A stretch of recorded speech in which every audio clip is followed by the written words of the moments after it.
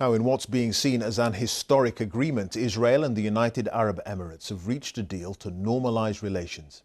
Donald Trump made the announcement at the White House, saying Israel would now suspend plans to further annex parts of the occupied West Bank. The UAE is the first Arab Gulf state to agree to formal diplomatic ties with Israel. Our Middle East correspondent Yolande Knell reports now from Jerusalem. The face of a man who's made an historic deal. Israel's leader talking today with the Crown Prince of Abu Dhabi and President Trump. Already there were signs of warming ties with Arab Gulf states which share fears about Iran. Over a year ago, this was a surprise official visit, an Israeli minister in the UAE. Her delegation there singing in the Jewish Sabbath. Now such scenes could become normal. We announced the establishment of a full and formal peace between Israel and the UAE. It includes the mutual opening of embassies, direct flights, and many, many other bilateral agreements. This is the greatest advancements toward peace between Israel and the Arab world in the last 26 years. But the Palestinians feel betrayed. Past peace plans promised diplomatic relations with powerful Arab states only when their conflict with Israel had been solved. Recently, they've been fighting Israeli plans to annex parts of the West Bank, which they want for a future state.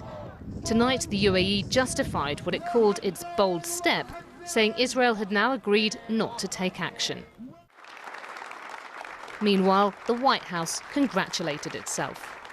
By uniting two of America's closest and most capable partners in the region, something which said could not be done, this deal is a significant step towards building a more peaceful, secure, and prosperous Middle East.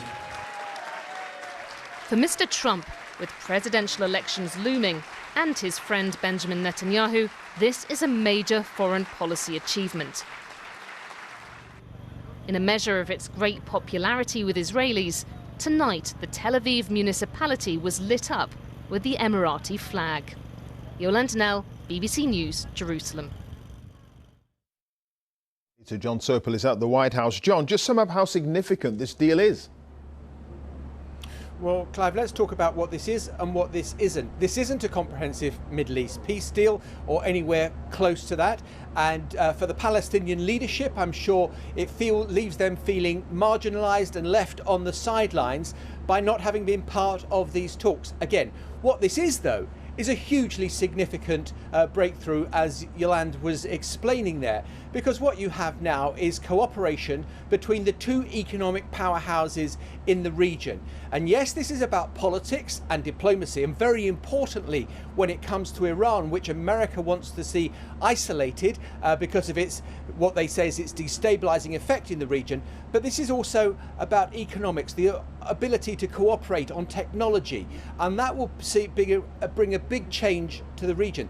If I can be parochial for a moment as well, Israel is very well supported in America by white evangelical Christians, by the Jewish population.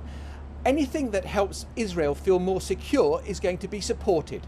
This is a good day for Donald Trump and represents a diplomatic victory for him. Thanks, John. Jon Sopel there at the White House. Thank you.